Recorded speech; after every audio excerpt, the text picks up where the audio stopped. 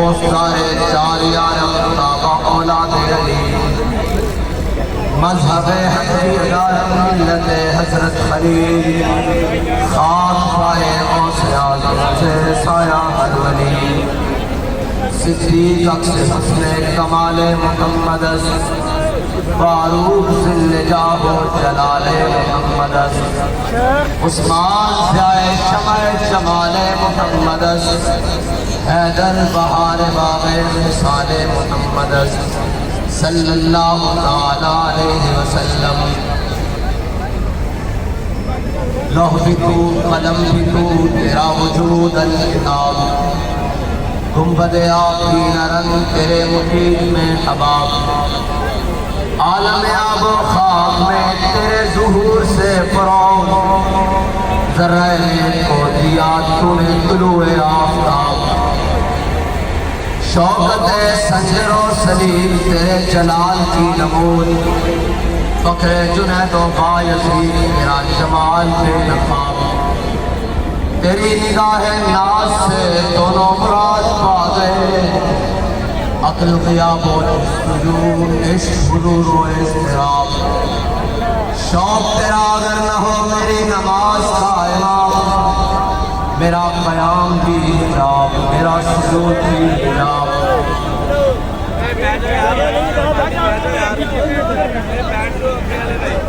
الفاظ ساتھ نہیں دے رہے گفتگو کا آغاز کیسے کروں اور کہاں سے کروں نظر لگ گئی کیا مشکل گھڑی ہم پر آتے گزر گئی کہ جب ساری دنیا کی نظریں لگی ہوئی تھی اور انٹرنیشنل میڈیا دیکھ رہا تھا کہ لبیک کے متوالے سردی کی ان یخ بستہ ہواؤں میں رات گزار کر سورج طلوع ہوا اور وہ سورج ایک چاند کو بھی ساتھ لے کر فیض آباد تک پہنچا اور عالمی ادارے خبر دے رہے تھے کہ خادم رضوی صاحب فیض آباد پہنچ گئے جو کفر خوش تھا کہ ابھی ہم ان کو پکڑ لیں گے ان کے گھروں میں صفِ ماتم بچھ گئی کہ اب نہیں ہماری بچ اب تو سپہ سالار میدان میں پہنچ گیا ہے اور وہ سپہ سالار کہ ہم کچھ بھی کر لیں کسی منزل کو پالیں کسی راہ کی ٹھوکر سے زخمی ہو کوئی کہے کہ لبیک والے اپنے موقف پر بڑے ڈٹ کے کھڑے ہوتے ہیں یہ جس بھی چیز کو ہاتھ ڈالتے ہیں وہ چیز کانپنی شروع ہو جاتی ہے لیکن کہیں سے بھی بات آئے گی تو بات ساری گھوم کر اس مرد مجاہد اس امیر المجاہدین تک پہنچ جائے گی اور اسی تک کی گھومتی رہے گی کہ وہ کون شخص تھا کہ دلوں کو فکر دو عالم سے کر دیا آزاد دلوں کو فکر دو عالم سے کر دیا آزاد خدا تیرے سلسلہ جنوں کو اور دراز کرے خدا تیرے سلسلہ جنوں کو اور دراز کرے اور اس فیض آباد پہ کھڑے ہو کر تو یہ کہتا ہوں کہ نہ مقام ہے کشش نہ مکین ادائے دل بری کوئی کیسے پاؤں کو رنج دے کوئی کیوں کر آئے تیری گلی بڑا دکھ ہے لیکن ایک اطمینان بڑا ہے مجھے دوست کہتے ہیں کہ اردو میں بات کریں میں چند جملے کہہ کر پنجابی میں پھر اردو تک آتا ہوں کہ ایک گل کی چسپ بڑی ہے اور گل ہے کہ کہتے سن کہ پریڈ گراؤنڈ کے جلسہ نہیں کر دینا تو آنو اجازت نہیں ہے میں کہا رانا صاحب آرام ہے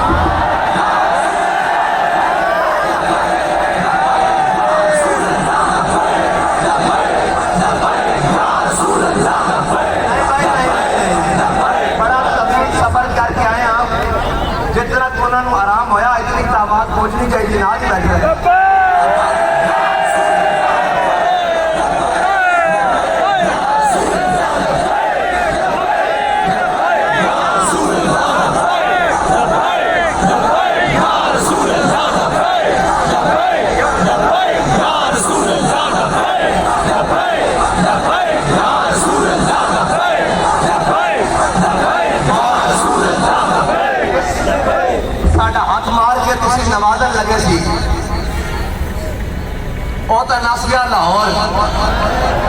کہ اسی لاہوروں آ گئے ہیں اسلام آباد. تاریخ تو تسی ساڑھے نال اچھی طرح واقف ہو. ایسے فیض آباد اسی فیض آباد چوک میں ہم نے ختم نبوت کے لیے تمہارے دور پرفتن میں اور دور ظلم و جبر میں استبداد میں ہم نے ان کندھوں کے اوپر 8 لاشیں اٹھائی تھی، 7 فیض آباد سے اور 1 وہاں سے منڈی بہاؤالدین کے قریب سے. اور ہمارے قائد نے ہمیں وہاں بتایا تھا کہ اپنا حق لینا کیسے ہے. ہم اپنا حق لینا جانتے ہیں اور اپنی بات منوانا بھی جانتے ہیں. اگر ہم کہیں تمہارے پاس درخواست دے جاتے ہیں تو اس کو ہماری کمزوری نہ سمجھا کرو. ہاں، ہم تو درخواستوں کے قائل ہی نہیں ہیں. ہم تو یہ کہتے ہیں کہ تلوار کے قبضے میں جب ہم کلائی دیں گے تیرے اجداد بھی قبروں سے دہائی دیں گے.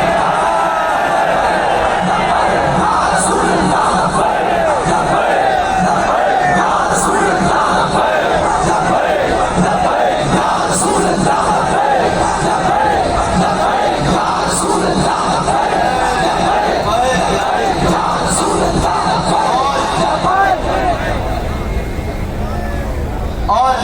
1857 سے لے کر 1947 تک تاریخ رقم پڑی ہوئی ہے. اپنے اور بیگانے بھی لکھ گئے ہیں، متعصب ترین مورخین بھی لکھ گئے ہیں کہ اس برِ صغیر میں ان علماء و مشائخ، اس عوام اور اس غیرت مند مسلم نوجوان نے اپنا خون دیا، اپنا وطن دیا، اپنا گھر بار چھوڑا، ہر قربانی دے کر انگریز کو، گورے انگریز کو انگلستان بھاگنے پر مجبور کیا. لیکن اب تاریخ لکھنے والا یہ بھی لکھے گا کہ اسی کے وارث علامہ خادم حسین رضوی نے ایک نون لیگ کے چور کو انگلستان بھاگنے پر مجبور کیا تھا، جو ہم پر مسلط ہوا بیٹھا تھا. اور پھر تاریخ ایک اور بات لکھے گی کہ جو امپورٹڈ ہے یا بغلگیر بچہ جسے پالا گیا ہے اور اب وہ باولا ہوا پھرتا ہے، اور باولے کا علاج سڑک پر ہوتا ہے، نہ کہ اس کی زبان بندی سے ہوتا ہے بلکہ اس کی جان بندی سے ہوتا ہے. اور اب تاریخ کسی وقت میں مورخ یہ بھی لکھے گا کہ انہی مجاہدین آزادی کے وارثوں نے کسی پاکستان، کسی خطہ برِ صغیر کے ٹکڑے میں جس کو پاکستان کہا جاتا ہے، جو دل ہے، اس دل کے اندر ایک دل ہے لاہور. اس دل میں بسنے والے ایک بابے کے متوالوں نے ان تمام چوروں کو پھر لندن بھاگنے پر مجبور کیا ہے.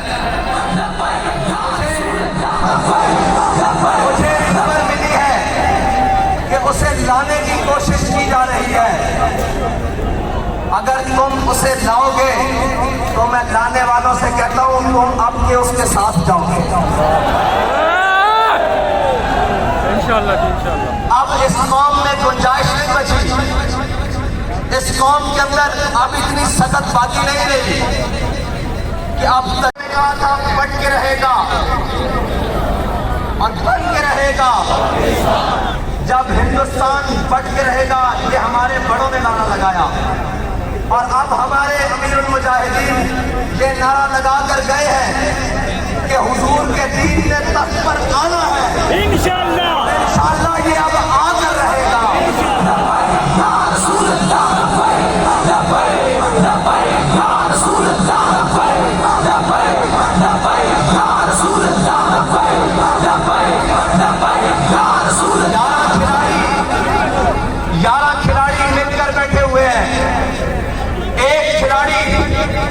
اپنا تماشا جاری رکھے ہوئے ہیں.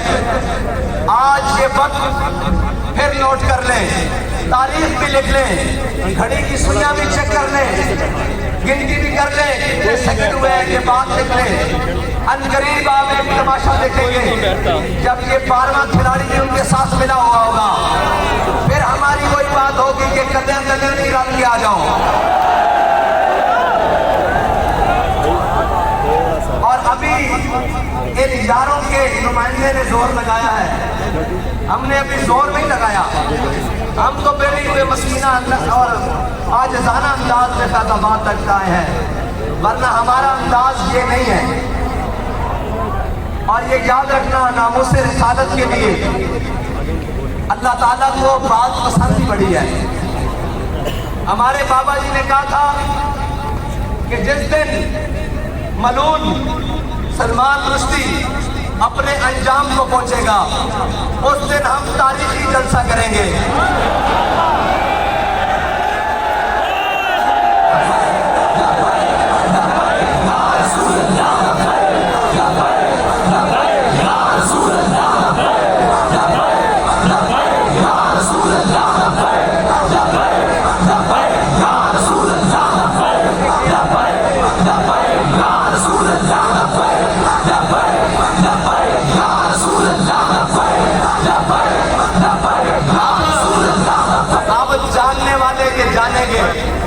اہل علم بھی بیٹھے ہیں، اہل نظر بھی نظر آ رہے ہیں۔ اب آپ کو سمجھ آئے گی کہ درخواست کیوں مسترد ہوئی تھی۔ اب اظہار ہوا ہے وَيَمْكُرُونَ وَيَمْكُرُ تمہاری تدبیریں کچھ اور تھی، اللہ کی قدرت کچھ اور دیکھ رہی تھی، اور اللہ کی قدرت کچھ اور تھی، اور اللہ کی چاہت کچھ اور تھی کہ ایک مرد مجاہد کی زبان سے بات نکلی ہوئی ہے کہ جس دن یہ اپنے انجام کو جائے گا، چل پڑا ہے نا اس انجام کی طرف، اس دن ہم تاریخی جلسہ کریں گے۔ ہو سکتا ہے ابھی وہ دن پھر باقی ہو، وہ دن تو وقت باقی ہو، لیکن ابھی اس کے انجام کا آغاز شروع ہوا ہے، تو وہ بات آج کے دن پوری ہو گئی ہے۔ یہ نہیں کہ درخواست تم نے مسترد کی ہے، تم سے درخواست مسترد کروائی گئی ہے۔ یہ نہیں کہ ہم فیض آباد آئے ہیں، ہمیں بابا جی نے فیض آباد بھیجا ہے۔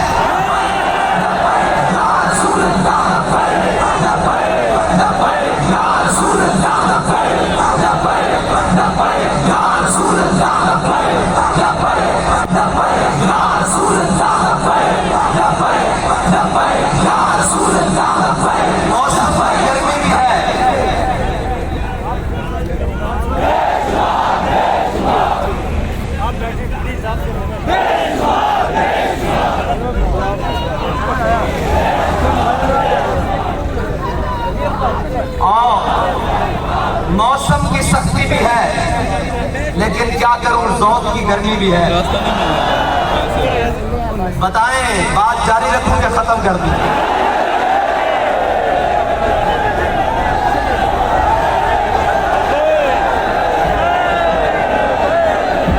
آپ یہ سمجھ رہے ہوں گے کہ آج میں اور انداز میں تقریر کر رہا ہوں، انداز اور نہیں، آج میں پرباش منظر سے کہ بابا جی اس بات کے اوپر ہم کھڑے ہیں کہ سامنے نیلے پیلے لال گلابی اور رنگ برنگے جامنی ہو، ہمیں اس سے غرض نہیں ہے۔ ہم اپنے مشن پر، اپنے وقت پر، اپنی مقررہ حدود کے اندر جب چاہے آ سکتے ہیں انشاءاللہ۔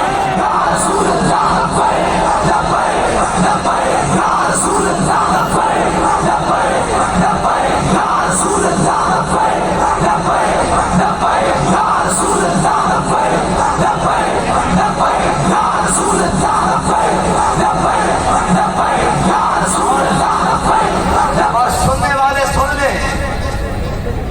کہ تمہارا دشمن جس ملک میں ہو، جہاں ہو، تم ڈرون اڑاؤ، اسے مارو،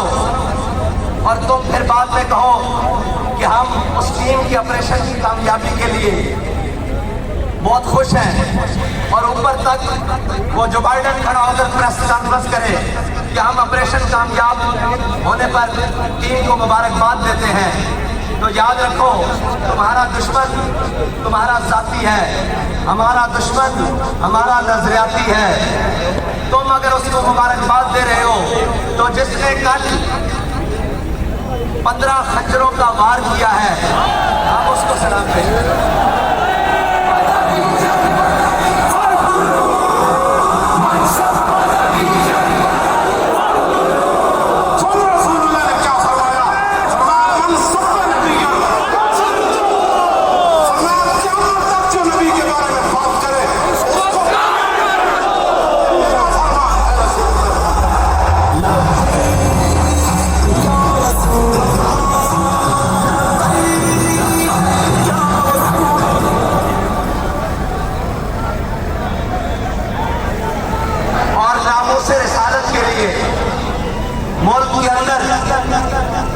सोशल मीडिया की बदतरीन गुस्ताखी हो रही है उसके ऊपर। उसके लिए जो भी कोई काम कर रहा है और जिस तरह भी कोई काम कर रहा है, हम उसके साथ खड़े हैं। और नामूस रिसालत के परचम को बुलंद करने के लिए हमें जिस हद तक जिस तरह जाना पड़ा इंशाअल्लाह हम जाएंगे। इक़्तिदार के मजे लेने वालों, तुम लो इक़्तिदार के मजे। ये इक़्तिदार अब मजेदार रहना ही नहीं है। ये इक़्तिदार अब दिन ब दिन जिसके हाथ लगेगा उसका मुंह काला करेगा। इंशाअल्लाह जब तक इस मुल्क को अब उन निज़ाम और उन सूरतों पर खड़ा नहीं किया जाता जिसका वादा लेकर अल्लाह ताला से हमने दुआएं की थी कि या अल्लाह हमें कोई वतन दे दे जिसके अंदर हम अमली सूरत, अमली निज़ाम और अमली जिंदगी गुजार सके। जब तक वो निज़ाम नहीं आएगा, जब तक उन तमाम लानतों से जिसको इस्लाम ने हराम करार दिया गया है और अल्लाह ने हम पर जिन चीज़ों को हराम किया है, जब तक हम वो चीज़ें नहीं छोड़ेंगे, इस मुल्क के अंदर किसी किस्म की कोई बेहतरी नहीं आ सकती। तुम अमेरिका की तलवे चाटने के बाद तुम चाइना के नीचे घुस जाओ, तुम रशिया के नीचे घुस जाओ। इस मुल्क की बका अब उसी बात के साथ है कि जब तक हुजूर का दीन तख्त पर नहीं आएगा, ये मुल्क हरगिज़ सुकून नहीं पाएगा।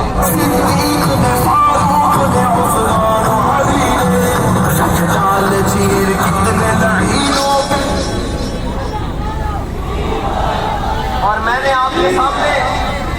जो बाबा जी के लिए ट्रिब्यूट पेश करने के लिए, उनको सलाम अकीदत पेश करने के लिए जो शेर पढ़ा है ना, वो शेर आम बंदे का नहीं है।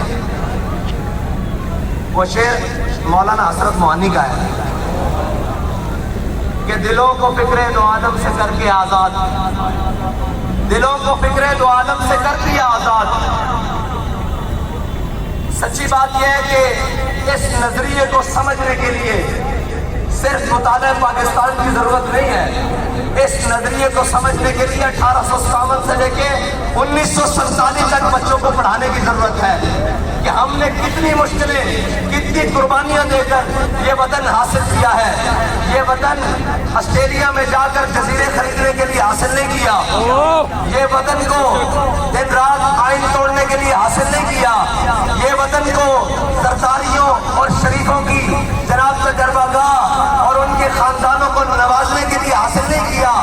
और ये वतन इसलिए नहीं हासिल किया कि एक खिलाड़ी को जनाब हवा भरकर वजीर आजम बना दिया जाए और जब उसके मफादात खत्म हो तो कहते हैं जी आपके ऊपर भी बड़ा जुल्म हुआ है, आपने कभी ऐसी कोई बात नहीं की, बाबा जी ने भी बड़े जुल्म सहे। मैंने कहा है याद रखना, किरायादार मकान को नुकसान देता है, मालिक मकान का भी अपने मकान को नुकसान देता है। ये सारे किरायादार हैं और ये किरायादारों ने जब इनको मफाद मिला और जब इनको इनके ज़ाती मफाद को ज़द आई तो इन्होंने मुल्क के खिलाफ भी भौंकना शुरू कर दिया, मुल्क के असासों के खिलाफ भी भौंकना शुरू कर दिया, अंदरूनी और बैरूनी इमदाद लेनी शुरू कर दी। और जनाब आप कहते हैं कि हमारी लॉबिंग की जाए अमेरिका में लॉबिंग। मैंने कहा तुम्हें अमेरिका में लॉबिंग करने की जरूरत क्या है? अमेरिका ने तो लॉबिंग करने के लिए तुम्हें हम पर मुसल्लत किया है। और अल्लाह ताला बड़ा गालिब हिकमतों वाला है, उसने जर्रा जर्रा करके, तार तार करके तुमने जो लिबास और जो तुमने रंग चढ़ाया हुआ था रियासत मदीना के नाम पर और जो तुमने ड्रामेबाजी लगाई हुई थी कि کہ جناب اس ملک کے اندر ہم وہ نظام دیکھنا چاہتے ہیں جو ریاست مدینہ کا اس تصور پر اللہ نے تار تار کر کے ایک ایک تار اتار کر تمہیں ایک چوک میں ننگا کر دیا ہے، اور تم باتیں کرتے تھے تحریک لبیک پاکستان کو، اور ایک نہ ہنجار کی بات کر رہے تھے کوئی کہ اس نے کہا ہے تحریک لبیک پاکستان کو چاہیے کہ وہ عمران خان کے جھنڈے کے نیچے آ جائے۔ میں نے کہا عمران خان کا جھنڈا اور ایجنڈا امریکی ہے، امریکی امپورٹڈ ہے، اور جناب وہ ایجنڈا ہے جو یہودی چاہتے ہیں۔ ایجنڈا ذرا میں تجھے بتاتا ہوں، تحریک لبیک پاکستان کا ایجنڈا بھی اسلامی، اس کا جھنڈا بھی اسلامی، اور جو جھنڈے میں ڈنڈا ہے